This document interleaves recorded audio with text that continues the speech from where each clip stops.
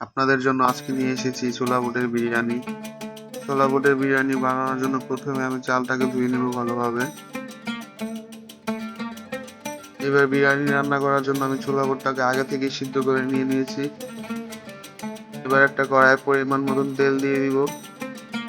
তেলটা গরম হয়ে গেলে এখানে দিয়ে দিব পেঁয়াজ কুচি,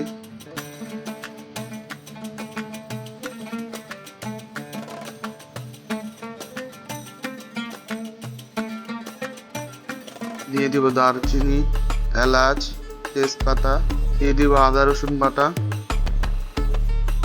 দিয়ে দিব জয়ফল জয়িত্রী জিরা বাটা। এবার দিয়ে দিব স্বাদ মতো লবণ, দিয়ে দিব কয়েকটা আস্ত কাঁচামরিচ। এবার দিয়ে দিব পরিমাণ মতন মরিচ পাতি,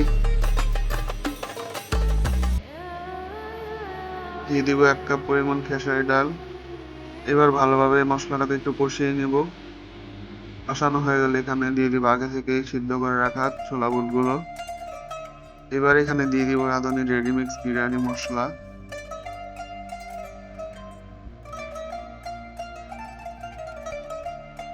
এবার দিয়ে দিব পোলাও চালগুলো। এবার এই পোলাও চালটাকে ভালোভাবে মশলার সাথে মিশিয়ে নেব। মিশানো হয়ে গেলে এখানে দিয়ে দিব পরিমাণ মতন পানি।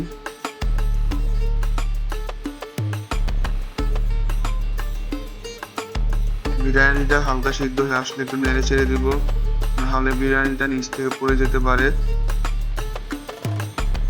এবার বিরিয়ানিটা হয়ে আসলে নামিয়ে ফেলবো।